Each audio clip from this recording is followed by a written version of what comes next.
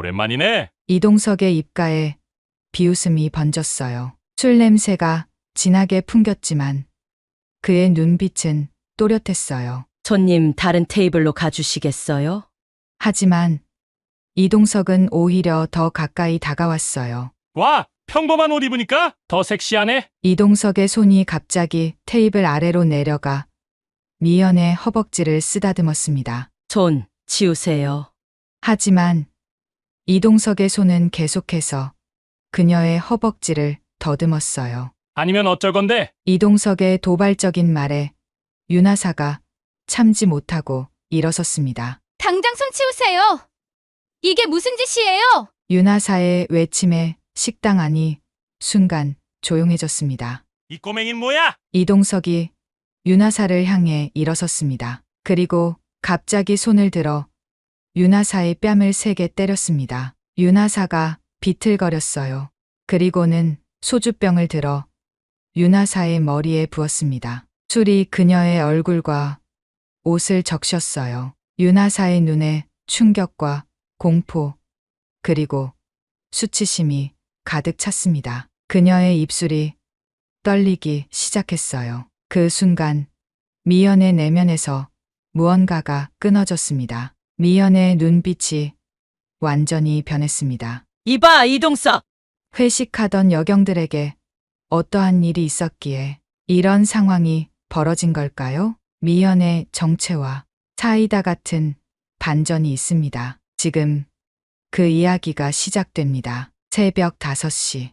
미연의 눈이 알람 소리보다 먼저 떠졌습니다. 20년이 넘는 시간 동안 몸에 밴 습관은 쉽게 사라지지 않았죠. 국정원, 요원 시절부터 이어진 그녀만의 의식이었습니다. 오늘도 또 하루가 시작되는군.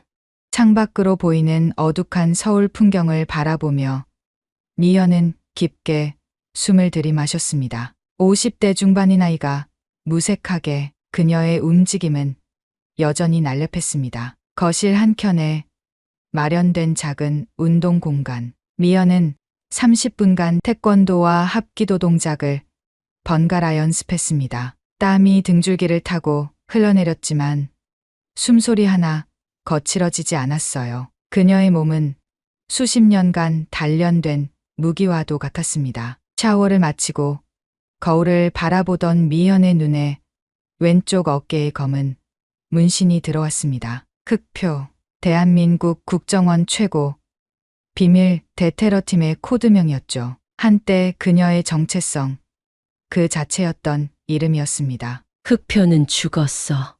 이제는 그저 강미현 총경일 뿐이야.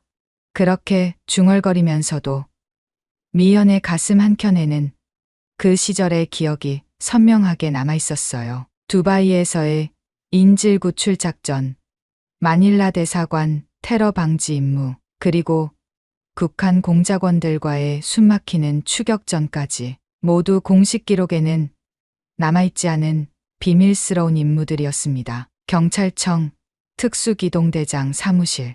미연은 책상 위에 쌓인 서류들을 빠르게 훑어보았습니다. 어제 마무리된 대규모 마약 조직 수사 보고서였어요. 3개월간의 잠복 수사 끝에 거둔 성과였습니다. 총경님, 커피 가져왔습니다. 정중사가 조심스럽게 문을 열고 들어왔습니다. 항상 묵묵히 일하는 그녀의 성실함을 미연은 높이 평가했어요. 고마워, 정중사. 어제 많이 피곤했을 텐데 오늘은 좀 어때? 미연의 목소리에는 따뜻함이 묻어났습니다. 강인한 외모 뒤에 숨겨진 그녀만의 부드러움이었죠. 괜찮습니다. 총경님 덕분에 무사히 마쳤으니까요. 정중사의 대답에 미연은 미소를 지었습니다. 하지만 그 미소 뒤에는 깊은 피로감이 숨겨져 있었어요. 나이가 들수록 체력은 회복되지 않았고 어깨에 오래된 총상 자국은 날씨가 변할 때마다 욱신거렸습니다. 언제까지 이 자리를 지킬 수 있을까? 순간 미연의 마음이 흔들렸습니다. 하지만 그녀는 곧 정신을 차렸어요. 자기 연민은 그녀답지 않았으니까요. 오후 훈련장. 미연은 신임 여경들의 사격 훈련을 지켜보고 있었습니다. 특히 윤하사의 발전이 눈에 띄었어요. 자세가 많이 좋아졌네, 윤하사. 하지만 호흡에 더 신경 써. 방아쇠를 당기는 순간 숨을 멈추고. 미연의 날카로운 지적에 윤하사는 얼굴을 붉혔습니다. 네, 총경님. 더 열심히 하겠습니다. 그 모습에 미연의 가슴 한 구석이 따뜻해졌어요. 자신의 모든 걸 바쳐 배우려는 후배들을 볼 때면 이 길을 선택한 것에 후회가 없다고 느꼈습니다. 사무실로 돌아온 미연은 창밖을 바라보며 깊은 생각에 잠겼습니다. 특수기동대 최초의 여성 대장이라는 타이틀은 영광이기도 했지만 때로는 무거운 짐이 되기도 했어요. 모든 여경들의 롤모델이라는 책임감이 그녀의 어깨를 누르고 있었습니다. 내가 쓰러지면 안 돼. 아직 갈 길이 멀어. 미연의 내면에서 결의가 솟아올랐습니다. 그때 문을 두드리는 소리가 들렸어요. 들어오세요. 윤하사와 정중사가 함께 들어왔습니다. 총경님, 보고서 모두 마무리했습니다. 검토 부탁드립니다. 윤하사의 목소리에는 자신감이 묻어났습니다. 미연은 그들의 얼굴을 바라봤어요. 두 사람 모두 피곤해 보였지만 눈빛만은 여전히 빛나고 있었습니다. 수고했어. 너희 둘 오늘 저녁 시간 있니? 내가 저녁 한 끼 살게. 미연의 갑작스러운 제안에 두 사람은 놀란 표정을 지었습니다. 정말요? 저희가 괜찮을까요? 정중사가 조심스럽게 물었습니다. 왜 안 돼? 이번 작전 너희 덕분에 성공한 거야. 작은 보답이지. 미연의 따뜻한 미소에 두 사람의 얼굴이 환해졌습니다. 저녁 7시 사무실을 나서는 세 사람. 미연은 평소와 다르게 사복 차림이었습니다. 간단한 청바지에 흰 티셔츠, 그리고 가벼운 가죽 재킷을 걸쳤어요. 하지만 그 소박한 차림에도 미연의 카리스마는 여전했습니다. 저기 동네 맛집 있는데 거기로 갈까요? 윤하사의 제안에 미연은 웃으며 고개를 끄덕였습니다. 그 순간 미연의 휴대폰이 울렸어요. 화면을 확인한 그녀의 표정이 순간 굳어졌습니다. 무슨 일이에요? 총경님? 정중사가 걱정스럽게 물었습니다. 아냐.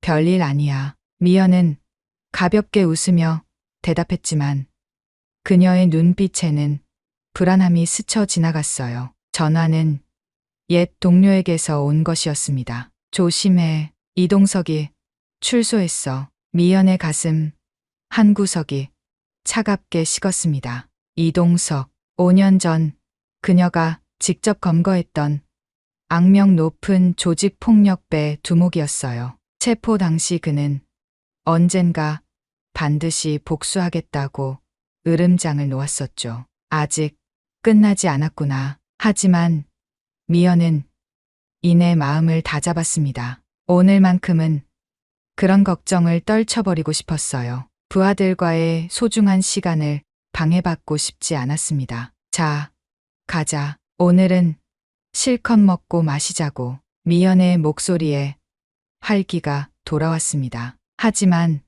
그녀의 본능은 여전히 경계를 늦추지 않고 있었어요. 흑표의 본능은 결코 사라지지 않았으니까요. 진간의 식당이라는 작은 간판이 달린 골목 식당은 평일 저녁임에도 사람들로 북적였습니다. 불과 10개 남짓한 테이블이 전부인 소박한 공간이었지만 미연은 이런 곳이 좋았어요. 화려한 인테리어나 비싼 요리보다 사람 냄새가 나는 공간이 그녀에겐 더 편안했습니다. 이 집 김치찌개가 정말 맛있어요. 총경님. 윤하사의 눈이 반달처럼 휘었습니다. 평소 엄격한 훈련장에서 볼 수 없던 모습이었죠. 미연은 그 모습에 미소를 지었어요. 그래? 내가 요새 입맛이 없었는데 한번 먹어볼까. 사실 미연은 이미 이 집을 알고 있었습니다. 홀로 술잔을 기울이며 생각을 정리하곤 했던 그녀만의 아지트였죠. 하지만 그런 모습을 굳이 보여줄 필요는 없었어요. 아이고, 강 총경님 오셨네. 오랜만이에요. 주인 아주머니가 반갑게 인사했습니다. 미연의 입가에 미소가 번졌어요. 네. 오늘은 우리 후배들이랑 같이 왔어요. 맛있는 거 많이 주세요. 미연의 친근한 대화에 윤하사와 정중사는 놀란 눈빛을 교환했습니다. 평소 보던 카리스마 넘치는 상관의 모습과는 사뭇 달랐으니까요. 총경님, 여기 단골이셨어요? 정중사가 조심스럽게 물었습니다. 가끔 와, 혼자 있고 싶을 때. 미연의 목소리에는 살짝 쓸쓸함이 묻어났어요. 그 순간만큼은 그녀도 그저 한 사람의 여자일 뿐이었습니다. 식탁에 김치찌개와 소주, 그리고 몇 가지 반찬이 놓였습니다. 시원한 국물 한 모금에 미연의 얼굴이 환해졌어요. 역시 진간의 김치찌개는 최고야. 이렇게 맛있는 음식을 먹으면 살아있다는 느낌이 들어. 그녀의 솔직한 모습에 윤하사와 정중사도 긴장을 풀었습니다. 평소엔 상상할 수 없었던 편안한 대화가 오갔어요. 훈련 중 있었던 웃긴 실수들, 첫 임무 때의 긴장감, 그리고 미연의 젊은 시절 이야기까지. 국정원 시절엔 정말 대단한 임무들을 수행하셨겠네요. 윤하사의 호기심, 어린 질문에 미연은 잠시 침묵했습니다. 그녀의 눈빛이 먼 곳을 바라보는 듯했어요. 말할 수 없는 일들이 많아. 그게 우리 일의 숙명이지. 하지만 미연이 말을 이으려던 그 순간 식당 문이 요란하게 열렸습니다. 쾅 소리와 함께 찬 바람이 휘몰아쳤어요. 미연의 직감이 경고음을 울렸습니다. 순간 그녀의 온몸이 경직되었어요. 문간에 거대한 체구의 남자가 서 있었습니다. 그의 뒤로 4~5명의 남자들이 따라 들어왔어요. 모두 검은 가죽 재킷을 입고 있었고 얼굴엔 험상궂은 표정을 짓고 있었습니다. 야, 여기 소주 10병 가져와. 남자의 우렁찬 목소리가 작은 식당을 가득 채웠습니다. 다른 손님들의 얼굴에 불안한 기색이 번졌어요. 미연의 가슴이 철렁 내려앉았습니다. 그 남자의 얼굴을 보는 순간 직감적으로 알았어요. 이동석, 5년 전 그녀가 직접 체포했던 그 남자였습니다. 총경님, 저 사람들 뭔가 수상해 보여요. 윤하사가 작은 목소리로 속삭였습니다. 미연은 아무 말 없이 고개를 끄덕였어요. 그녀의 눈은 이동석의 모든 움직임을 놓치지 않고 있었습니다. 이동석 일행은 중앙에 있는 큰 테이블을 차지했습니다. 그들의 거친 행동에 식당 안 분위기가 순식간에 얼어붙었어요. 몇몇 손님들은 조용히 계산을 마치고 자리를 떴습니다. 오늘은 내가 한턱 쏜다. 다들 실컷 마시고 먹어. 이동석의 목소리에는 술 기운이 가득했습니다. 하지만 그의 눈빛은 맑았어요. 가장한 취함이었죠. 총경님, 우리도 나가는 게 좋을까요? 정중사가 조심스럽게 물었습니다. 미연은 잠시 생각에 잠겼어요. 숨죽인 채 상황을 지켜보던 주인 아주머니와 눈이 마주쳤습니다. 그 눈빛에 담긴 두려움이 미연의 마음을 아프게 했어요. 아직은 아니야. 지금 나가면 위험할 수 있어. 조용히 식사나 마저 하자. 미연의 목소리는 놀라울 정도로 침착했습니다. 국정원 시절 익힌 위기 대처 능력이 자연스럽게 발휘되고 있었어요. 테이블 위에 스마트폰을 살짝 밀어 화면을 확인했습니다. 만일의 사태에 대비해 경찰서 동료에게 위치를 공유해둔 상태였어요. 미연의 머릿속에는 이미 여러 가지 대응 시나리오가 그려지고 있었습니다. 이동석의 일행이 점점 소란스러워졌습니다. 그들은 다른 손님들을 향해 무례한 발언을 내뱉기 시작했어요. 한 아저씨가 조용히 항의하자 이동석의 부하 중 하나가 그의 멱살을 잡았습니다. 뭐, 시끄럽다고? 너 지금 우리한테 뭐라는 거야? 그 순간 미연의 심장이 빠르게 뛰기 시작했습니다. 불의를 보고 넘어갈 수 없는 그녀의 본능이 솟구쳤어요. 하지만 이성이 그것을 억눌렀습니다. 지금은 때가 아니야. 무고한 사람들이 다칠 수 있어. 윤하사의 얼굴이 창백해졌습니다. 신임 경찰로서 이런 상황이 처음이었겠죠. 반면 정중사는 침착하게 상황을 지켜보고 있었어요. 미연은 그들에게 조용히 속삭였습니다. 진정해. 우리가 누군지 절대 드러내지 마. 민간인으로 행동해. 이동석의 시선이 서서히 미연의 테이블로 향했습니다. 그의 눈에 이상한 빛이 스쳤어요. 미연은 그가 자신을 알아봤다는 것을 직감했습니다. 식당 안의 공기가 무거워졌어요. 미연의 등줄기로 차가운 땀이 흘러내렸습니다. 그녀의 몸은 이미 전투 태세로 들어가 있었어요. 겉으로는 평범한 손님처럼 보였지만 그녀의 근육은 언제든 튀어나갈 준비가 되어 있었습니다. 이동석이 천천히 자리에서 일어났습니다. 그의 눈은 미연을 향해 고정되어 있었어요. 한 걸음, 두 걸음, 그가 미연의 테이블을 향해 다가오기 시작했습니다. 미연의 호흡이 깊어졌어요. 그녀의 내면에서 흑표가 깨어나고 있었습니다. 평화로운 식사 자리는 이미 끝났어요. 이제 그녀는 다시 한번 전장에 선 전사가 되어야 했습니다. 오랜만이네. 강총경. 이동석의 낮고 위협적인 목소리가 미연의 귓가에 울렸습니다. 그녀의 가슴 속에서 무언가가 요동쳤어요. 도망칠 수 없는 대결의 순간이 가까우고 있었습니다. 이봐, 나 기억 안 나? 이동석의 목소리가 마치 차가운 얼음처럼 미연의 등줄기를 타고 내려왔습니다. 그녀의 직감이 맞았어요. 그는 처음부터 미연을 알아보고 있었습니다. 누구시죠?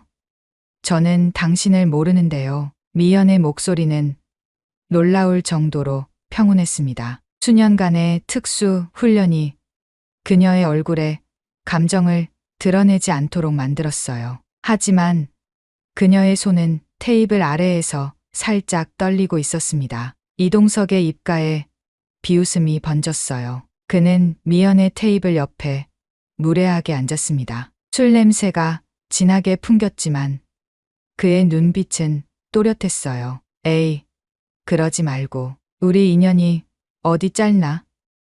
5년 전 내 인생을 망쳐놓은 사람을 어떻게 잊겠어? 미연은 윤하사와 정중사를 향해 눈짓했습니다. 침착하게 대응하지 마. 두 사람은 긴장한 표정으로 고개를 끄덕였어요. 손님, 저희는 그냥 식사하러 온 사람들입니다. 다른 테이블로 가주시겠어요? 미연의 단호한 목소리에도 이동석은 자리를 뜨지 않았습니다. 오히려 더 가까이 다가왔어요. 그의 얼굴에 위험한 기색이 번졌습니다. 와, 평범한 옷 입으니까 더 섹시하네. 경찰 제복보다 훨씬 좋은데? 이동석의 손이 갑자기 테이블 아래로 내려가 미연의 허벅지를 쓰다듬었습니다. 순간 미연의 몸이 얼어붙었어요. 그녀의 눈에 차가운 분노가 번쩍였습니다. 손 치우세요. 미연의 목소리는 얼음장처럼 차가웠습니다. 하지만 이동석의 손은 계속해서 그녀의 허벅지를 더듬었어요. 미연의 내면에서 분노가 서서히 끓어오르기 시작했습니다. 아니면 어쩔 건데? 여기서 날 체포할 거야? 이동석의 도발적인 말에 윤하사가 참지 못하고 일어섰습니다. 그녀의 얼굴이 붉게 달아올랐어요. 당장 손 치우세요. 이게 무슨 짓이에요? 윤하사의 외침에 식당 안이 순간 조용해졌습니다. 이동석의 부하들이 일제히 그들의 테이블을 노려보기 시작했어요. 미연의 심장이 빠르게 뛰었습니다. 상황이 점점 통제를 벗어나고 있었어요. 이 꼬맹이는 뭐야? 너도 경찰이야? 이동석이 윤하사를 향해 일어섰습니다. 그의 거대한 체구가 윤하사를 완전히 압도했어요. 미연은 즉시 자리에서 일어났습니다. 그만하세요. 당신의 문제는 저와 있는 거죠. 이 친구는 상관없어요. 미연의 목소리에는 위험한 기운이 흘렀습니다. 그녀의 눈빛이 달라졌어요. 흑표의 눈빛이었습니다. 하지만 이동석은 미연의 경고를 무시했어요. 그는 갑자기 손을 들어 윤하사의 뺨을 세게 때렸습니다. 탁 소리와 함께 윤하사가 비틀거렸어요. 내가 뭔데 감히 나한테 말대꾸야.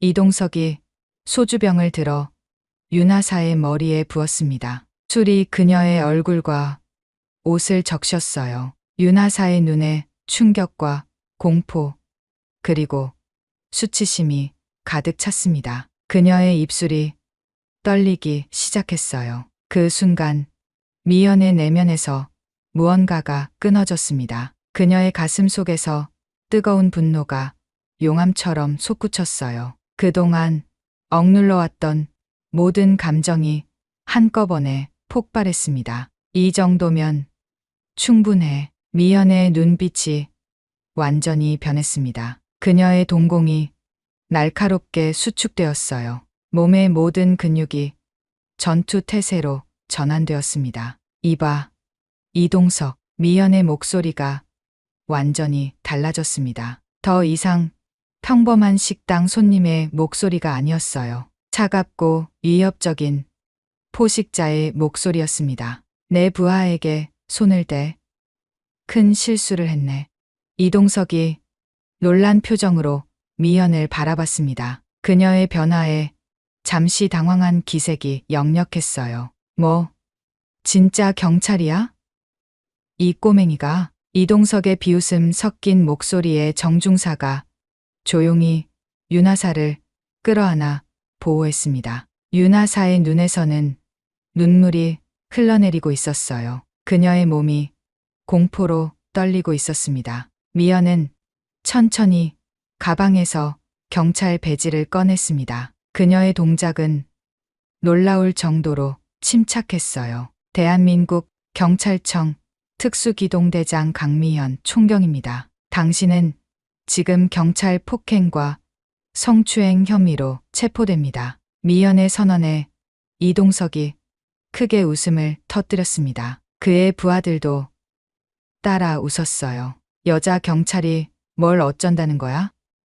우리가 몇 명인지 보이지 않아? 이동석의 조롱에 미연의 표정이 더욱 차가워졌습니다. 그녀의 눈에는 이제 어떤 감정도 읽을 수 없었어요. 완벽한 냉정함만이 남아 있었습니다. 마지막으로 기회를 드립니다. 자발적으로 저를 따라오세요. 아니면 뭐, 여기 내 부하가 5이야. 너네는 여자 3뿐이고 뭘 할 수 있다고 그래? 이동석의 말에 그의 부하들이 미연의 테이블을 둘러쌌습니다. 위협적인 분위기가 식당 전체를 감쌌어요. 다른 손님들이 공포에 질려 식당 구석으로 물러났습니다. 미연은 깊게 숨을 들이마셨어요. 그녀의 머릿속에서 여러 가지 대응 방안이 빠르게 계산되고 있었습니다. 정중사의 눈을 마주친 미연은 작게 고개를 끄덕였어요. 정중사, 윤하사를 데리고 식당 밖으로 나가세요. 그리고 지원을 요청하세요. 미연의 지시에 정중사가 윤하사를 부축해 천천히 자리에서 일어났습니다. 하지만 이동석의 부하들이 그들의 앞을 막아섰어요. 어디가? 아직 놀이 시간이 끝나지 않았는데? 이동석이 비웃으며 말했습니다. 미연의 눈에 위험한 빛이 번쩍였어요. 좋아. 당신이 원하는 대로 하죠. 미연이 천천히 자리에서 일어났습니다. 그녀의 움직임에는 묘한 우아함이 있었어요. 마치 춤을 추듯 부드럽고 정확했습니다. 나를 따라오시죠. 이동석 씨. 여기 사람들 앞에서 하고 싶은 이야기는 아닌 것 같네요. 미연은 식당 뒤편 골목으로 이어지는 출구를 가리켰습니다. 그녀의 눈빛에는 이상한 자신감이 빛났어요. 이동석은 잠시 미연을 의심스럽게 바라봤습니다. 하지만 곧 그의 얼굴에 승리의 미소가 번졌어요. 좋아, 가지. 너희들도 따라와. 이동석이 부하들에게 지시했습니다. 그들은 미연을 따라 식당 뒤편 골목으로 향했어요. 미연은 정중사에게 마지막으로 눈짓했습니다. 내가 없는 동안 이곳을 지켜. 식당을 빠져나가는 미연의 걸음은 놀라울 정도로 가벼웠습니다. 마치 전장으로 향하는 전사의 걸음과도 같았어요. 그녀의 왼쪽 어깨 아래 흑표 문신이 옷 속에서 꿈틀거리는 듯했습니다. 이제 진짜 게임이 시작되는군. 미연의 입가에 미소가 번졌습니다. 오랜만에 느껴보는 전율이었어요. 흑표가 다시 한번 날개를 펴는 순간이었습니다. 식당 뒤편 골목은 어둠이 가득했습니다. 간간히 흔들리는 가로등 불빛만이 그들의 윤곽을 비추고 있었어요. 좁은 골목에 쓰레기통 몇 개와 빈 상자들이 늘어서 있었습니다. 멀리서 차 지나가는 소리만 희미하게 들릴 뿐 이곳은 마치 세상과 동떨어진 듯한 고요함이 감돌았어요. 미연은 골목 중앙에 서서 이동석과 그의 부하들을 마주했습니다. 그녀의 자세는 놀라울 정도로 편안해 보였어요. 마치 오랜 친구를 기다리는 것처럼 자연스러웠습니다. 이동석이 비웃음을 지으며 미연에게 다가섰습니다. 그의 뒤로 4명의 부하들이 반원을 그리며 서 있었어요. 그들의 얼굴에는 음흉한 웃음이 번졌습니다. 여기까지 따라왔네. 용감한데? 아니면 그냥 멍청한 건가? 이동석의 비웃음에 그의 부하들이 낄낄거리며 웃었습니다. 하지만 미연은 미동도 없었어요. 그녀의 눈빛은 차분했고 호흡은 깊고 규칙적이었습니다. 자, 이제 어떻게 할까 뭐. 우리끼리 조용히 해결하자는 거지. 그럼 먼저 옷부터 벗어볼래? 이동석의 도발적인 말에도 미연의 표정은 변하지 않았습니다. 그녀는 그저 가만히 서서 이동석을 바라보고 있었어요. 하지만 그 눈빛이 달라지고 있었습니다. 마치 맹수가 사냥감을 노려보는 듯한 날카로움이 번졌어요. 이동석의 부하 중 한 명이 불안하게 중얼거렸습니다. 형님, 이 여자 뭔가 이상해요. 눈빛이. 이동석이 화를 내며 그를 노려봤습니다. 뭐가 이상해?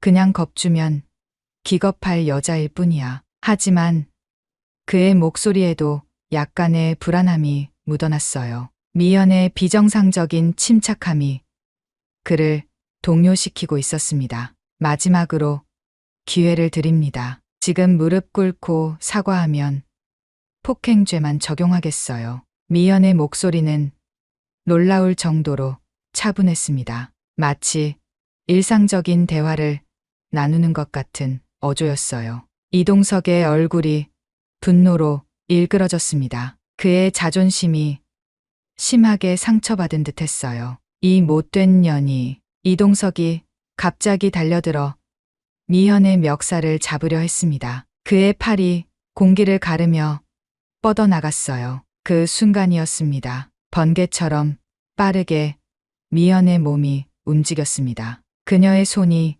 이동석의 팔목을 낚아채 비틀었어요. 이동석의 얼굴이 순간 고통으로 일그러졌습니다. 으악! 이동석이 고통스러운 비명을 질렀습니다. 미연은 한 발짝도 움직이지 않은 채 그저 손목을 비틀었을 뿐인데 180cm가 넘는 이동석이 무릎을 꿇었어요. 뭐야 이거. 이동석의 부하들이 놀란 표정으로 서로를 바라봤습니다. 순간 미연의 눈빛이 완전히 달라졌어요. 그녀의 몸에서 느껴지는 기운도 확연히 변했습니다. 마치 다른 사람이 된 것 같았죠. 흑표의 인사를 받아라. 미연의 속삭임이 어둠 속에 울렸습니다. 그 순간 이동석의 부하들이 일제히 달려들었어요. 첫 번째 부하가 주먹을 휘둘렀습니다. 미연은 마치 바람처럼 부드럽게 몸을 틀어 공격을 피했어요. 그리고는 그의 팔을 잡아 몸의 중심을 무너뜨렸습니다. 간결하고 정확한 동작이었죠. 부하는 중심을 잃고 바닥에 나뒹굴었습니다. 두 번째와 세 번째 부하가 동시에 달려들었어요. 미연의 몸이 다시 한번 춤추듯 움직였습니다. 그녀의 발이 두 번째 부하의 무릎을 정확하게 가격했어요. 우드득 소리와 함께 그가 쓰러졌습니다. 으악! 내 다리. 세 번째 부하는 허공을 휘젓다 벽에 부딪혔습니다. 미연의 팔꿈치가 그의 명치를 정확하게 강타했어요. 공기가 빠져나가는 소리와 함께 그도 쓰러졌습니다. 마지막 부하가 주머니에서 작은 칼을 꺼냈습니다. 그의 손이 떨리고 있었어요. 공포로 가득 찬 눈빛이었습니다. 움직이지 마. 진짜 찌를 거야. 미연의 입가에 작은 미소가 번졌습니다. 그녀의 눈빛은 더욱 날카로워졌어요. 그런 장난감 10년 전에 100개는 봤어. 그 말과 동시에 미연이 순식간에 거리를 좁혔습니다. 그녀의 손이 부하의 손목을 낚아챘고 부드럽게 틀어 칼을 떨어뜨렸어요. 그리고 무릎으로 그의 복부를 강타했습니다. 부하가 바닥에 쓰러지며 신음했어요. 이제 미연과 이동석만이 남았습니다. 이동석의 얼굴에 공포가 번졌어요. 그의 눈이 마치 사슴처럼 커졌습니다.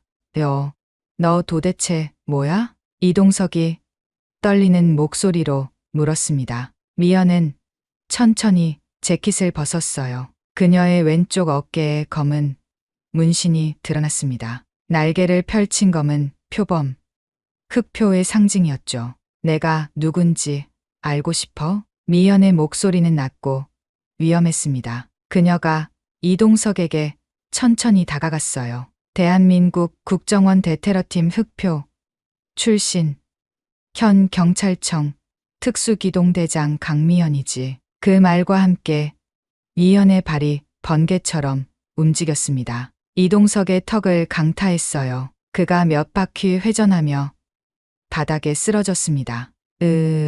이동석이 신음하며 몸을 웅크렸습니다. 미연은 그의 옆에 무릎을 꿇고 앉았어요. 그녀의 목소리가 차갑게 울렸습니다. 내 부하에게 손댄 것, 그리고 나를 모욕한 것. 두 가지 모두 큰 실수였어. 미연은 이동석의 셔츠 깃을 잡아 그의 얼굴을 가까이 끌어당겼습니다. 그녀의 눈에는 차가운 분노가 번득였어요. 이제 경찰을 모욕한 죄값을 치르게 될 거야. 그리고 이건 기억해. 내가 정말 너에게 화가 났다면 지금 이 골목에서 내 시체가 발견됐을 거라는 걸. 미연의 말에 이동석의 얼굴이 창백해졌습니다. 그의 몸이 공포로 떨리기 시작했어요. 제발 살려주세요. 이동석의 간절한 애원에 미연은 아무 말 없이 그를 바닥에 내려놓았습니다. 그녀는 주머니에서 휴대폰을 꺼내 번호를 눌렀어요. 여기 경찰이다. 식당 뒤편 골목에 폭행 및 성추행 용의자 5명이 제압되어 있다. 빨리 와서 수거해 가라. 통화를 마친 미연은 쓰러진 이동석과 그의 부하들을 바라봤습니다. 그들은 더 이상 위협적인 모습이 아니었어요. 그저 바닥에 널브러진 불쌍한 존재들일 뿐이었습니다. 미연은 재킷을 다시 걸쳤습니다. 그녀의 어깨에 있던 흑표, 문신이 다시 가려졌어요. 심호흡을 한 그녀의 표정이 다시 평온해졌습니다. 마치 방금 일어난 일이 없었던 것처럼 말이죠. 하지만 미연의 내면에서는 무언가가 달라졌습니다. 오랫동안 억눌러왔던 흑표의 본능이 다시 깨어난 느낌이었어요. 그것은 두려운 감각이면서도 어떤 면에서는 그리웠던 감각이기도 했습니다. 아직 끝나지 않았어. 미연의 가슴 속에서 목소리가 울렸습니다. 그녀는 식당으로 돌아가기 위해 천천히 걸음을 옮겼어요. 멀리서 경찰차 사이렌 소리가 들려오기 시작했습니다. 경찰차 2대가 골목 입구에 도착했습니다. 파란 불빛이 어둠 속에서 번쩍이며 주변을 밝혔어요. 미연은 바닥에 쓰러진 이동석과 그의 부하들을 바라보았습니다. 그들의 눈에는 여전히 공포가 가득했어요. 총경님, 괜찮으세요? 동료 경찰관들이 뛰어왔습니다. 미연은 평온한 표정으로 고개를 끄덕였어요. 괜찮아요. 이들은 식당에서 소란을 피우고 여성을 성추행한 혐의로 체포해 주세요. 영장은 내일 아침에 처리하겠습니다. 미연의 목소리는 전문가다운 냉정함을 되찾았습니다. 마치 방금 전 5명의 남자를 제압한 사람이 자신이 아닌 것처럼 말이죠. 그녀의 내면에 솟구쳤던 흑표의 본능은 다시 가라앉고 있었어요. 경찰관들이 이동석과 그의 부하들에게 수갑을 채웠습니다. 이동석은 미연을 향해 공포에 질린 눈빛을 보냈어요. 기억해. 앞으로 여성을 함부로 대하면 어떤 결과가 생기는지. 미연의 나지막한 경고에 이동석은 고개를 푹 숙였습니다. 그의 오만함은 완전히 사라졌어요. 경찰차에 실려가는 이동석의 뒷모습을 바라보며 미연은 깊은 숨을 들이마셨습니다. 이제 끝났어. 미연은 식당으로 돌아갔습니다. 들어서는 순간 모든 시선이 그녀에게 집중됐어요. 윤하사와 정중사가 안도의 표정으로 달려왔습니다. 총경님, 무사하셨군요. 정중사의 목소리에는 안도감이 묻어났어요. 미연은 미소를 지으며 그들의 어깨를 가볍게 쥐었습니다. 걱정 마.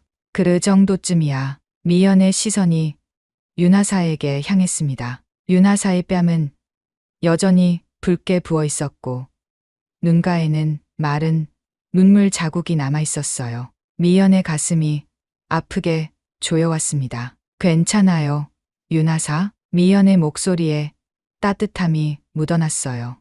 윤하사의 눈에 다시 눈물이 고였습니다. 그녀의 입술이 떨렸어요. 죄송해요, 총경님. 제가 감정을 제대로 조절하지 못해서. 윤하사의 말을 미연이 부드럽게 끊었습니다. 아니야, 내가 잘못한 게 없어. 오히려 나는 내가 자랑스러워. 불의에 맞서려 했으니까. 미연의 진심 어린 말에 윤하사의 눈에서 눈물이 흘러내렸습니다. 그녀의 어깨가 작게 떨렸어요. 하지만 저는 아무것도 하지 못했어요. 그저 당하기만 했는데. 미연은 윤하사의 손을 꼭 잡았습니다. 그녀의 눈빛은 단호했어요. 용기란 두려움이 없는 것이 아니야. 두려움을 느끼면서도 맞서는 거야. 오늘 넌 그걸 보여줬어. 미연의 말에 윤하사의 눈이 번쩍 빛났습니다.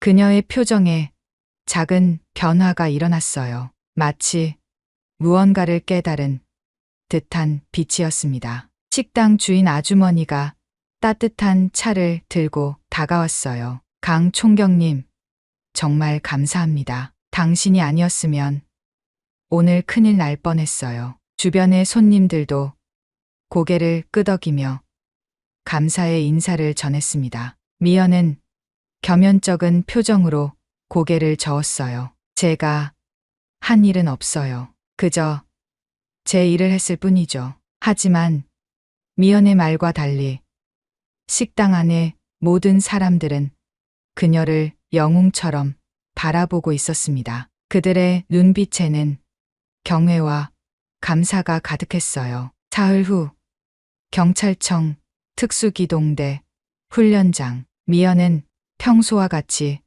훈련을 지휘하고 있었습니다. 그녀의 목소리는 여전히 단호했고 눈빛은 예리했어요. 하지만 무언가 미묘하게 달라진 점이 있었습니다. 그녀의 어깨에서 무거운 짐이 내려간 듯한 가벼움이 느껴졌어요. 총경님, 새로운 작전 계획이 도착했습니다. 정중사가 서류 뭉치를 들고 다가왔습니다. 미연은 고개를 끄덕이며 서류를 받아들었어요. 고마워. 정중사, 윤하사는 어디 있지? 정중사의 입가에 미소가 번졌습니다. 사격 훈련장에 있습니다. 요즘 굉장히 열심히 해요. 미연은 고개를 끄덕이며 사격 훈련장으로 향했습니다. 멀리서 총소리가 규칙적으로 들려왔어요. 미연은 조용히 훈련장 문을 열었습니다. 윤하사가 집중한 표정으로 사격 자세를 취하고 있었어요. 그녀의 눈빛이 달라져 있었습니다. 더 이상 불안과 두려움으로 가득 찬 새내기, 경찰이 아닌 자신감과 결의에 찬 전문가의 눈빛이었어요. 탕, 탕, 탕. 세 발의 총알이 정확히 표적의 중앙을 관통했습니다. 완벽한 명중이었어요. 미연의 가슴이 뜨겁게 부풀어 올랐습니다. 마치 자신의 일처럼 기쁘고 자랑스러웠어요. 훌륭해, 윤하사. 미연의 목소리에 윤하사가 돌아봤습니다. 그녀의 얼굴에 환한 미소가 번졌어요. 총경님, 제가 마침내 해냈어요. 호흡 조절하면서 방아쇠를 당기는 거요. 윤하사의 목소리에는 자신감이 넘쳤습니다. 미연은 그녀의 어깨를 가볍게 쥐었어요. 내 안에 있던 능력이 드디어 꽃피기 시작한 거야. 그 순간 미연의 내면에 깊은 깨달음이 찾아왔습니다. 진정한 리더십이란 무엇인지, 진정한 강함이란 무엇인지 알 수 있었어요. 그것은 단순히 적을 물리치는 힘이 아니었습니다. 자신의 주변 사람들이 성장할 수 있도록 돕고 그들의 가능성을 믿어주는 것이었어요. 총경님, 저 그날 있었던 일에 대해 다시 한번 감사드리고 싶어요. 윤하사의 진지한 목소리에 미연은 고개를 저었습니다. 감사할 필요 없어. 우리는 동료니까. 그리고 미연의 목소리가 잠시 멈췄습니다. 그녀의 눈에 깊은 감정이 번졌어요. 내가 있었기에 나도 다시 깨달을 수 있었어. 내가 왜 이 길을 선택했는지, 진정한 힘이 무엇인지. 윤하사의 눈이 커졌습니다. 미연의 말에 깊은 감동을 받은 듯 했어요. 진정한 힘이요? 미연은 고개를 끄덕였습니다. 그녀의 눈빛이 맑고 단단해졌어요. 그래, 진정한 힘은 총이나 주먹에 있는 게 아니야. 용기와 정의감, 그리고 책임감에 있어. 외모나 성별은 중요하지 않아. 우리 안에 있는 의지가 진정한 힘의 원천이야. 미연의 말에 훈련장 안이 잠시 고요해졌습니다. 그녀의 말이 공간을 가득 채운 듯했어요. 윤하사의 눈에 결의가 번쩍였습니다. 갑자기 미연의 무전기에서 소리가 들렸어요. 특수기동대 전원, 긴급 출동 준비. 반복합니다. 특수기동대 전원, 긴급 출동 준비. 미연과 윤하사의 눈이 마주쳤습니다. 두 사람의 눈빛에 같은 결의가 빛났어요. 가자, 윤하사. 우리의 임무가 기다리고 있어. 미연의 말에 윤하사가 힘차게 고개를 끄덕였습니다. 두 사람은 빠르게 훈련장을 나섰어요. 밖에서는 이미 특수기동대원들이 출동 준비를 하고 있었습니다. 미연은 잠시 하늘을 올려다봤습니다. 맑고 푸른 하늘 아래 그녀의 마음도 맑고 단단해진 느낌이었어요. 더 이상 과거의 그림자에 갇혀 있지 않았습니다. 이제 그녀는 다른 이들에게 빛을 전하는 존재가 되었어요. 정의는 항상 그림자처럼 존재해. 보이지 않아도, 느껴지지 않아도 항상 우리 곁에 있어. 미연의 마음속에서 목소리가 울렸습니다. 그녀는 결연한 표정으로 앞으로 나아갔어요. 강미연 총경. 흑표의 전설은 계속될 것입니다. 하지만 이제 그녀는 혼자가 아니었어요. 그녀의 뒤에는 그녀의 정신을 이어받은 새로운 세대가 함께하고 있었습니다. 특수기동대 차량들이 경찰청을 빠져나갔습니다. 그들이 간 자리에 정의의 그림자가 조용히 남았어요. 윤하사의 작은 의지, 미연의 다음 세대와의 연결, 어떻게 보셨을까요? 두려움이 있더라도 그 작은 의지를 가져보는 것도 좋을 듯합니다. 그리고 미연과 같이 오늘, 그리고 지금 우리 주변의 다음 세대들에게 조금 더 용기를 내어 다가가 관계를 더 이어나가 보면 어떨까요? 이 이야기가 여러분의 마음을 조금이나마 움직였다면 구독과 좋아요 부탁드립니다. 다음에 더 좋은 사연을 찾아뵙겠습니다. 감사합니다. 네 엄마 치킨집 어디냐? 최상병의 거친 목소리가 생활관 안을 가득 메웠습니다. 오후 4시 주말 외박 허가가 떨어진 직후였죠. 정수빈은 침대에 앉아 외박 준비를 하던 손을 멈췄습니다. 심장이 쿵쾅거리기 시작했어요. 벌써 한 달째 이어지는 선임들의 괴롭힘이 이제 집까지 번지려는 걸까요? 왜요, 상병님? 수빈의 목소리는 떨렸습니다. 20살 막내 이등병에게 24살 최상병은 절대 권력이었거든요. 왜긴 뭘 왜야? 네가 맨날 엄마 치킨집 자랑하잖아. 우리도 한번 가보자고. 최상병 옆에 서 있던 김일병이 비실비실 웃으며 거들었습니다. 맞아, 수빈아. 선임들이랑 같이 가서 맛있는 거 먹으면 얼마나 좋아? 네 엄마도 좋아하실 거야. 수빈은 속이 뒤틀렸습니다. 어머니가 운영하는 작은 치킨집을 생각하니 가슴이 먹먹해졌어요. 시장 한복판에 있는 그 작은 가게는 어머니의 전부였거든요. 아버지가 돌아가신 후 혼자서 수빈과 누나 유진을 키우며 악착같이 일해온 곳이었습니다. 상병님, 저희 집은 정말 작은 가게라서. 작으면 어때? 우리가 가서 홍보해주면 더 손님 많이 올 거 아냐? 최상병이 비웃듯 말했습니다. 그의 얼굴에는 이미 결심이 서 있었어요. 수빈은 휴대폰을 꺼내 어머니께 전화를 걸려다가 멈췄습니다. 어머니가 얼마나 기뻐하실지 뻔했거든요. 아들의 선임들이 놀러 온다니 온갖 정성을 다해 대접하려 하실 게 분명했어요. 하지만 수빈은 알고 있었습니다. 최상병과 김일병이 어떤 사람들인지 말이죠. 평소에도 후임병들을 괴롭히는 걸 재미로 여기는 인물들이었거든요. 특히 최상병은 자신이 군대에서 권력을 가졌다고 착각하며 온갖 횡포를 부리곤 했습니다. 어서 전화해. 우리 간다고. 최상병의 목소리에는 거부할 수 없는 위압감이 담겨 있었습니다. 수빈은 떨리는 손으로 어머니께 전화를 걸었어요. 엄마, 저예요. 수빈이. 어머, 우리 아들. 외박 나왔구나. 집에 와. 어머니의 밝은 목소리가 들려왔습니다. 수빈의 가슴은 더욱 무거워졌어요. 엄마, 선임들이 치킨집에 가고 싶다고 하시는데. 괜찮을까요?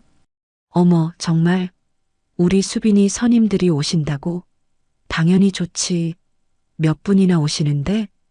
어머니의 기쁜 목소리를 들으며 수빈은 눈시울이 뜨거워졌습니다. 4명이요. 알았어. 엄마가 맛있게 준비해 놓을게. 빨리 와. 전화를 끄는 수빈은 한숨을 깊게 내쉬었습니다. 최상병과 김일병은 이미 외출복으로 갈아입고 있었어요. 자, 그럼 가자. 수빈이 엄마가 어떤 분인지 구경도 할 겸. 최상병의 말에 김일병이 희죽거렸습니다. 상병님, 진짜 맛있을 것 같은데요? 수빈이가 맨날 자기 엄마 치킨이 제일 맛있다고 하니까. 수빈은 가방을 매며 속으로 기도했습니다. 제발 큰 사고만은 나지 않기를, 어머니가 상처받지 않기를 말이죠. 하지만 가슴 한편으로는 불길한 예감이 스며들고 있었습니다. 이 외박이 평범하게 끝나지 않을 것 같다는 느낌이 들었거든요. 시장 입구에서부터 치킨 튀기는 냄새가 코끝을 자극했습니다. 오후 5시 저녁 장사 준비로 분주한 시간이었죠. 여기가 니네 엄마 가게야? 최상병이 미숙인의 치킨이라고 쓰인 간판을 올려다보며 말했습니다. 김일병은 주변을 두리번거리며 코웃음을 쳤어요. 생각보다 작네. 진짜 동네 치킨집이구나. 수빈은 가슴이 철렁했습니다. 벌써부터 무시하는 투의 말들이 시작되고 있었거든요. 어서 와, 수빈아. 정미숙이 앞치마를 두른 채 가게 앞으로 나왔습니다. 50대 초반의 나이지만 억척스러운 삶이 만든 단단함이 얼굴에 배어 있었어요. 어머, 이분들이 우리 수빈이 선임들이시구나. 어서 들어오세요. 정미숙의 얼굴에는 진심 어린 기쁨이 가득했습니다. 아들의 선임들이 이렇게 가게까지 찾아와 주다니 얼마나 고마운 일인지 모르겠다는 표정이었죠. 안녕하세요, 아주머니. 최상병입니다. 최상병이 어색하게 인사했습니다. 김일병도 뒤따라 고개를 숙였어요. 김일병이라고 합니다. 아이고, 고마워요. 우리 수빈이 많이 부탁드려요. 들어오세요. 들어와서 앉으세요. 정미숙이 손님들을 안내하며 테이블을 닦았습니다. 가게 안은 테이블 4개가 전부인 작은 공간이었어요. 하지만 깔끔하게 정리되어 있었고 벽에는 수빈과 유진의 어린 시절 사진들이 걸려 있었습니다. 뭐 드실래요? 치킨은 당연히 드실 거고 맥주도 차갑게 준비되어 있어요. 정미숙이 메뉴판을 가져다 주며 말했습니다. 수빈은 구석자리에 조용히 앉아 있었어요. 아, 맥주 좋죠. 치킨도 큰 거로 2마리 주세요. 최상병이 큰 소리로 말했습니다. 그러면서 슬쩍 김일병을 쳐다봤어요. 아주머니, 여기 치킨 진짜 맛있다면서요? 수빈이가 맨날 자랑하거든요. 김일병이 비죽 웃으며 말했습니다. 아이고, 그래요? 우리 수빈이가 그랬어요? 에이, 부끄럽게. 정미숙이 수줍게 웃었습니다.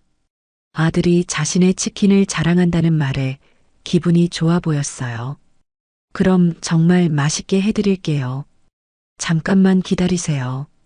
정미숙이 주방으로 들어가자 최상병의 태도가 바뀌기 시작했습니다. 야, 수빈아. 여기 진짜 작네. 이런 데서 장사해서 얼마나 벌겠어? 상병님. 아니, 궁금해서 그래. 니네 형편이 어려운 거 알고 있으니까. 최상병의 목소리에는 은근한 조롱이 섞여 있었습니다. 김일병도 주변을 둘러보며 킥킥거렸어요. 근데 진짜 동네 치킨집 느낌이 나는데? 프랜차이즈 아니고? 이때 주방에서 기름 끓는 소리가 들려왔습니다. 정미숙이 정성스럽게 치킨을 튀기고 있는 소리였어요. 수빈은 가슴이 답답했습니다. 선임들의 말투가 점점 건방져지고 있었거든요. 하지만 아무 말도 할 수 없었어요. 군대에서 배운 것은 선임에게 절대 대들지 않는 것이었으니까요. 아, 맥주 시원하게 해서 가져다 주세요. 최상병이 큰 소리로 소리쳤습니다. 정미숙이 네, 곧 가져다 드릴게요. 라고 대답하는 소리가 들렸어요. 김일병이 수빈을 쳐다보며 낄낄거렸습니다. 야, 수빈아. 네 엄마 완전 착하시네. 우리 잘 대접해 주려고 하시는 것 같은데? 수빈은 고개를 숙이고 있을 수밖에 없었습니다. 이 상황이 어디로 흘러갈지 불안했지만 어떻게 해야 할지 모르겠었거든요. 잠시 후 정미숙이 차가운 맥주와 밑반찬들을 가져왔습니다. 맥주 시원해요. 치킨도 곧 나올 거예요. 고맙습니다, 아주머니. 최상병이 맥주를 따라 마시며 말했습니다. 하지만 그의 눈빛에는 뭔가 계산적인 것이 보였어요. 수빈은 뒤에서 설거지하는 소리를 들으며 불안감이 커져갔습니다. 그리고 문득 누나 유진이 생각났어요. 지금쯤 어디서 뭘 하고 있을까 궁금했습니다. 나왔습니다. 갓 튀긴 치킨이에요. 정미숙이 김이 모락모락 나는 치킨 2마리를 테이블에 올렸습니다. 황금빛으로 바삭하게 튀겨진 치킨에서는 고소한 냄새가 풍겨 나왔어요. 우와, 진짜 맛있어 보이는데요? 김일병이 눈을 반짝이며 말했습니다. 하지만 그 말투에는 어딘지 과장된 느낌이 있었어요. 드세요, 드세요. 소스도 여러 종류 있으니까 취향대로 찍어서 드시면 돼요. 정미숙이 간장 소스, 치킨무 양념 소스까지 정갈하게 차려주었습니다. 정말 정성스럽게 준비한 것이 한눈에 보였어요. 최상병이 치킨 한 조각을 집어들고 한 입 베어 물었습니다. 실제로는 꽤 맛있었지만 그는 일부러 시큰둥한 표정을 지었어요. 그냥 그런데요?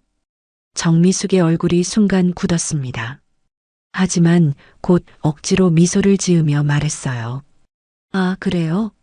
입맛에 안 맞나 봐요. 다른 소스도 있으니까 그걸로 드셔보세요. 아니에요, 아주머니. 맛있어요, 맛있어. 김일병이 어색하게 웃으며 거들었습니다. 하지만 최상병을 힐끔 쳐다보는 것이 보였어요. 수빈은 가슴이 타들어가는 것 같았습니다. 어머니가 얼마나 정성을 들여 치킨을 튀겼는지 알고 있었거든요.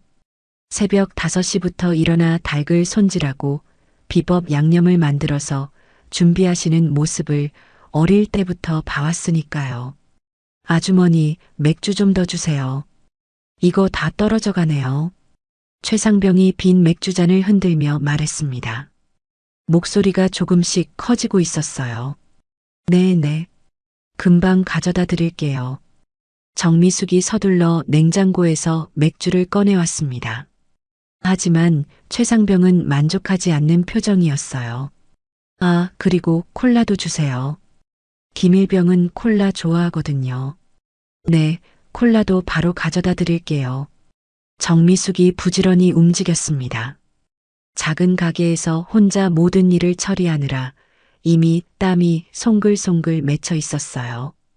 이때 김일병이 갑자기 큰 소리로 웃기 시작했습니다. 아, 상병님. 수빈이 이야기 들었어요? 얘가 며칠 전에 훈련에서 넘어져서 완전 웃겼다니까요. 수빈의 얼굴이 빨갛게 달아올랐습니다.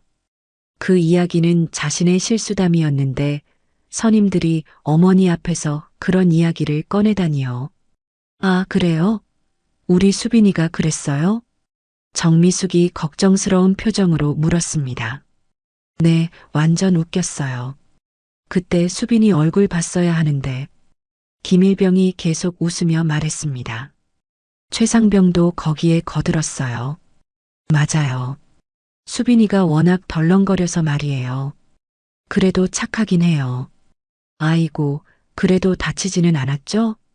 정미숙이 수빈을 걱정스럽게 바라봤습니다. 수빈은 고개를 숙인 채 아무 말도 할 수 없었어요. 괜찮아요, 아주머니.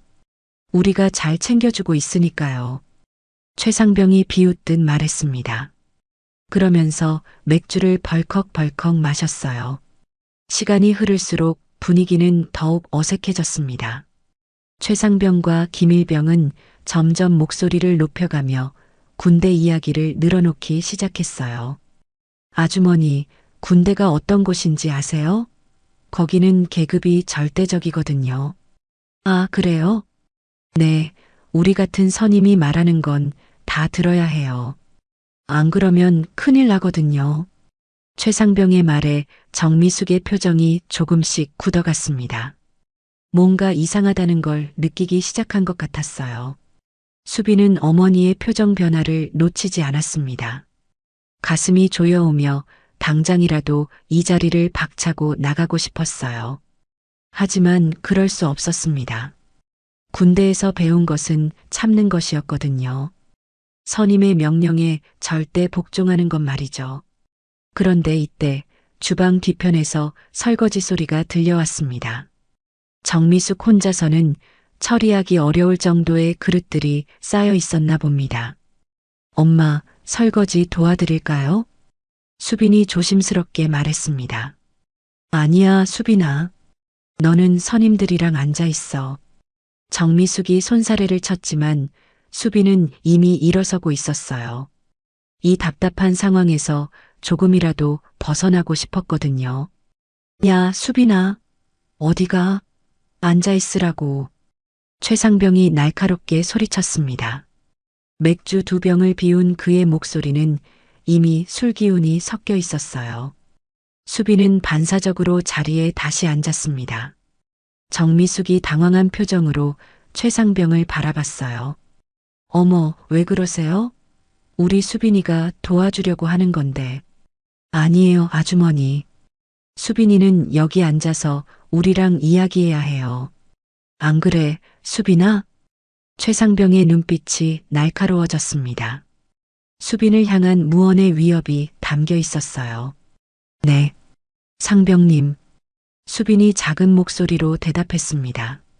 정미숙은 뭔가 이상하다는 걸 느끼기 시작했지만 정확히 무엇인지는 알 수 없었어요. 아주머니, 맥주 좀 더 가져다 주세요. 그리고 안주도 더 필요한데요. 김일병이 빈 그릇들을 가리키며 말했습니다. 이미 치킨 2마리는 거의 다 먹었고 밑반찬들도 바닥이 보이고 있었어요. 아, 네. 뭐 더 드릴까요? 소시지 있어요? 아니면 계란말이? 소시지는 있는데 계란말이는 지금 만들어야 해서. 그럼 소시지 주세요. 맥주도 시원한 걸로 서너 병. 최상병이 마치 자신의 집인 양 편하게 주문했습니다. 정미숙은 어쩔 수 없이 고개를 끄덕였어요. 네, 알겠습니다. 정미숙이 주방으로 들어가자 최상병이 수빈에게 다가앉았습니다. 야, 수빈아. 네 엄마 완전 착하시네. 우리가 뭘 시켜도 다 해주시잖아. 우리한테 고마워해야지. 고마워해야지. 우리가 니네 가게에 와서 이렇게 돈 쓰고 있는데. 아니, 공짜로 주는 건가? 김일병이 낄낄거리며 거들었습니다. 맞아, 수빈아. 우리가 오늘 여기서 얼마나 쓸 것 같아? 수빈은 알고 있었습니다. 선임들이 돈을 낼 생각이 있는지 의문스러웠거든요. 평소에도 후임들에게 돈을 빌려가고는 갚지 않는 일이 많았으니까요. 소시지 나왔어요. 정미숙이 접시 가득 소시지를 구워서 가져왔습니다. 그리고 시원한 맥주도 함께 내놓았어요. 우와, 맛있겠다. 아주머니, 정말 잘하시네요. 최상병이 과장된 칭찬을 했습니다. 하지만 그의 표정에는 진심이 담겨 있지 않았어요. 시간이 흐르면서 최상병과 김일병의 목소리는 점점 커졌습니다. 다른 손님들이 들어오려다가 시끄러운 분위기를 보고 나가는 일도 생겼어요. 아주머니, 여기 맥주 떨어져 가요. 최상병이 테이블을 탁 치며 소리쳤습니다. 정미숙이 깜짝 놀라며 달려왔어요. 아, 네. 지금 가져다 드릴게요. 빨리 좀 가져와요. 목말라 죽겠네. 김일병까지 짜증스러운 톤으로 말했습니다. 정미숙의 얼굴에 당황스러운 기색이 역력했어요. 수빈은 견딜 수가 없었습니다. 어머니가 이렇게 무시당하는 모습을 보는 것이 너무 괴로웠거든요. 상병님, 제가 가져다 드릴게요. 야, 앉아 있으라고. 네 엄마가 하는 게 맞아. 여기는 니네 가게잖아. 최상병이 수빈을 제지했습니다. 그러면서 정미숙을 향해 말했어요. 아주머니, 우리는 손님이니까 잘 대접해 주셔야죠. 안 그래요? 정미숙은 말없이 맥주를 가져다 놓았습니다. 하지만 그녀의 표정에는 분명히 불쾌함이 스며들고 있었어요. 이때 최상병이 갑자기 큰 소리로 웃기 시작했습니다. 아, 맞다. 수빈아, 네가 며칠 전에 울면서 집에 전화한 거 기억나지? 수빈의 얼굴이 하얗게 질렸습니다. 그것은 훈련이 너무 힘들어서 잠깐 약해진 순간이었는데 선임들이 그걸 알고 있었던 것이죠. 상병님, 그건 뭐가 그건이야? 엄마한테 전화해서 집에 가고 싶다고 울면서 말하더라고. 아주머니, 들으셨어요? 정미숙의 얼굴이 굳어졌습니다.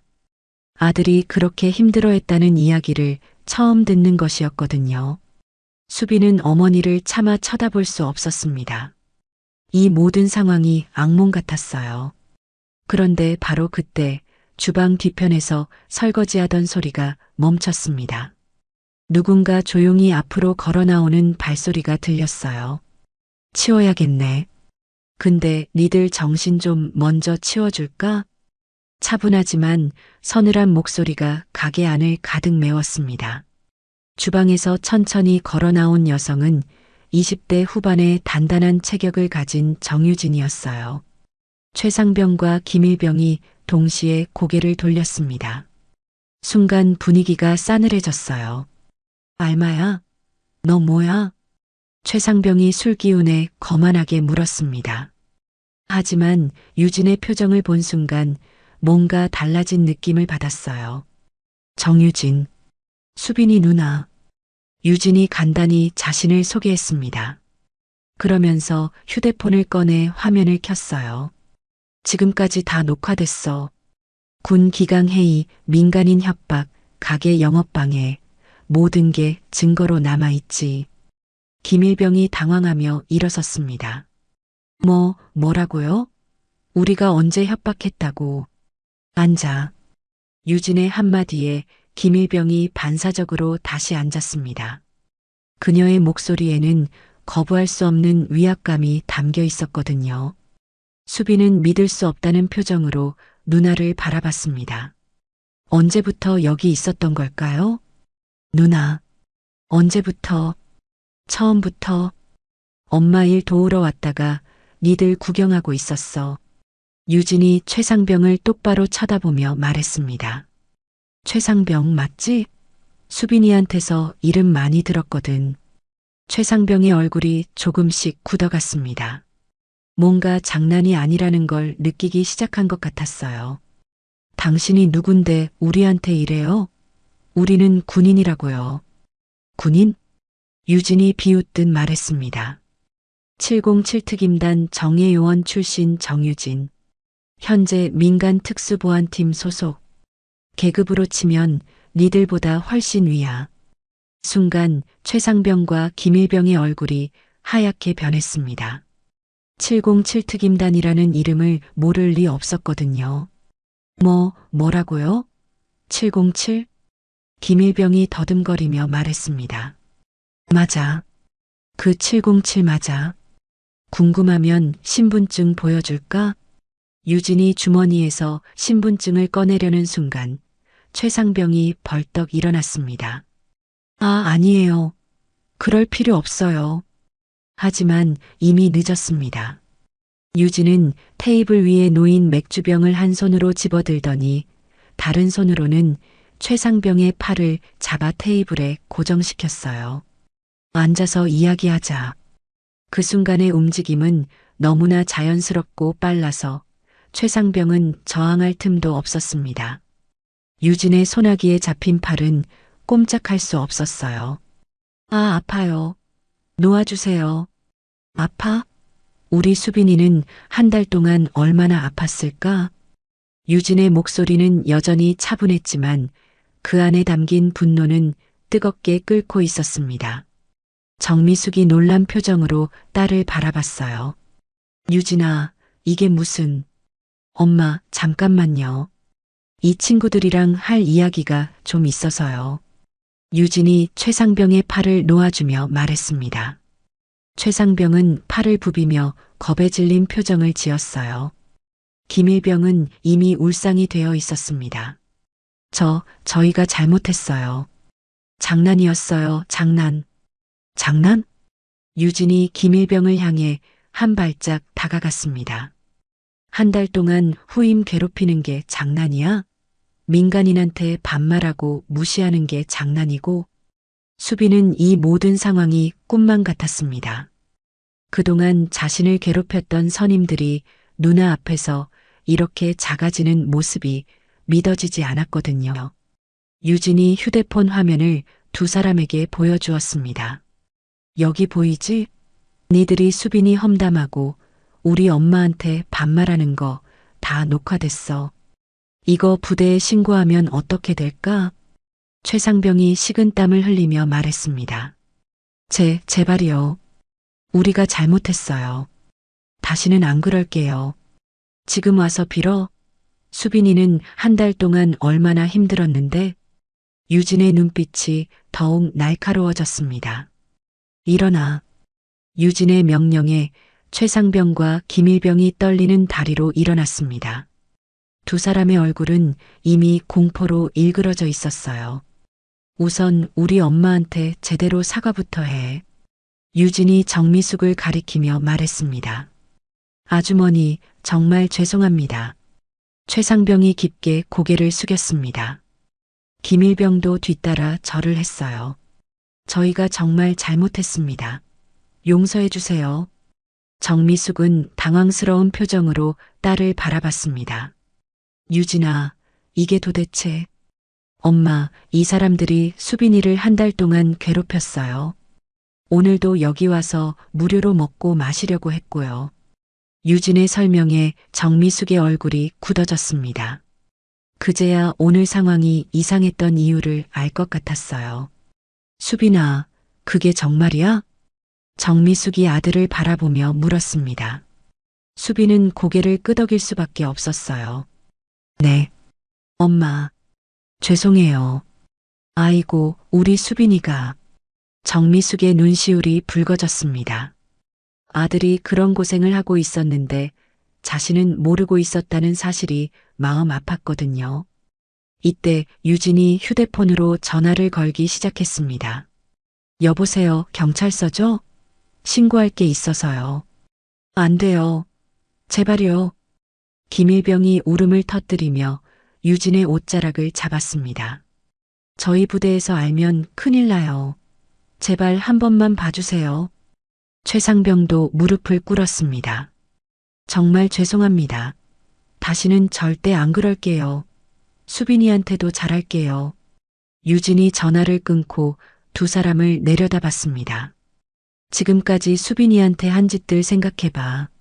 심부름시키고 돈 빼앗고 폭언하고 그걸 다 기억하고 있을까? 기억해요. 정말 잘못했어요. 최상병이 떨리는 목소리로 대답했습니다. 그럼 이제부터 어떻게 할 거야? 수빈이를 보호하겠습니다. 다른 선임들한테도 건드리지 말라고 할게요. 김일병이 눈물을 흘리며 말했습니다.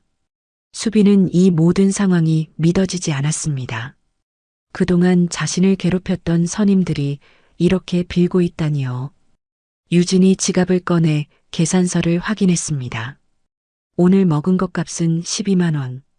여기 있는 돈으로 계산하고 가. 네. 당연히 계산하겠습니다. 최상병이 서둘러 지갑을 꺼냈습니다. 하지만 지갑 안에는 3만 원밖에 없었어요. 돈이 부족한데. 부족해? 유진의 목소리가 차가워졌습니다.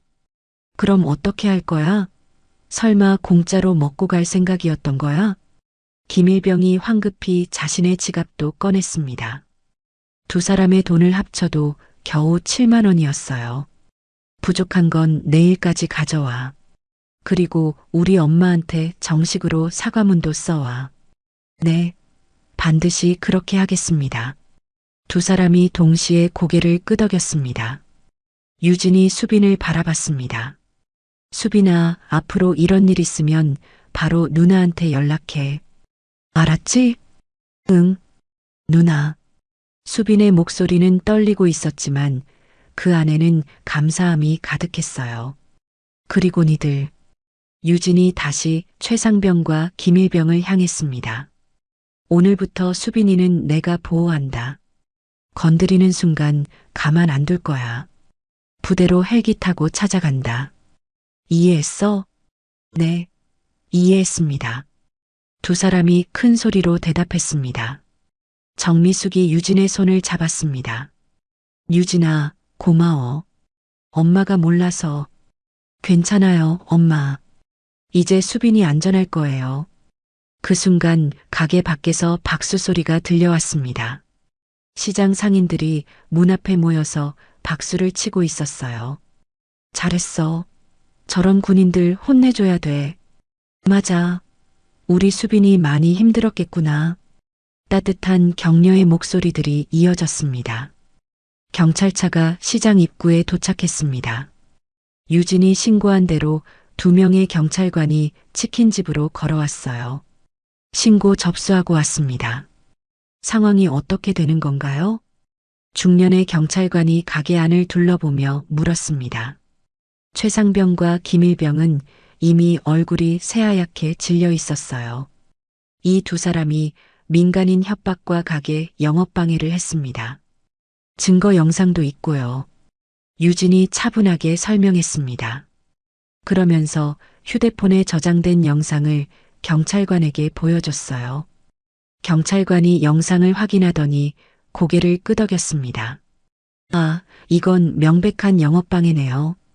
그리고 군인이라면서 이런 행동을 하다니. 저희가 정말 잘못했습니다. 최상병이 경찰관 앞에서 깊게 절을 했습니다. 김일병도 울먹이며 따라했어요. 처음 해본 일이고 다시는 절대 안 그럴게요. 하지만 경찰관의 표정은 엄중했습니다. 군인이 이런 행동을 하면 부대에도 알려야 합니다. 신분증 좀 보여주세요. 두 사람이 떨리는 손으로 신분증을 내밀었습니다. 경찰관이 신분증을 확인하며 수첩에 기록했어요. 소속 부대랑 계급까지 다 기록해 둘게요. 나중에 부대에 공문 보낼 예정입니다. 김일병이 무릎을 꿇으며 빌었습니다. 경찰관님, 제발 한 번만 봐주세요. 부대에 알려지면 정말 큰일 나요. 그럴 걸 왜 했어요? 군인이라는 신분을 이용해서 민간인 괴롭히는 게 맞습니까?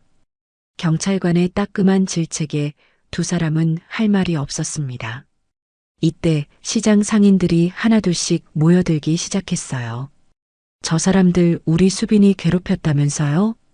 아이고, 그렇게 착한 애를 왜? 군인이 그러면 안 되지. 따가운 시선들이 최상병과 김일병에게 쏟아졌습니다. 두 사람은 고개도 제대로 들 수 없었어요. 정미숙이 경찰관에게 말했습니다. 경찰관님, 이 사람들이 돈도 제대로 안 가져와서 계산도 못하고 있어요. 그래요? 그럼 이건 무전 취식이네요. 더 심각한 문제군요. 경찰관의 말에 최상병이 황급히 주머니를 뒤졌습니다.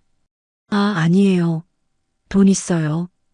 하지만 아무리 찾아도 부족한 건 마찬가지였어요. 유진이 팔짱을 끼고 말했습니다. 내일까지 부족한 금액 가져오겠다고 약속했어요. 그리고 사과문도 써오기로 했고요. 경찰관이 수첩에 내용을 기록했습니다. 알겠습니다. 그럼 내일까지 약속 지키는지 확인해 보겠어요. 만약 약속 어기면 바로 정식 입건할 겁니다. 네, 반드시 지키겠습니다. 두 사람이 동시에 대답했습니다. 수빈은 이 모든 상황을 지켜보며 가슴이 벅찼습니다. 그동안 자신을 괴롭혔던 사람들이 이렇게 혼나는 모습을 보니 속이 시원하기도 했지만 한편으로는 복잡한 감정이 들었어요. 유진이 수빈의 어깨에 손을 올렸습니다. 수빈아, 앞으로는 이런 일 없을 거야. 누나가 지켜줄게. 누나, 고마워.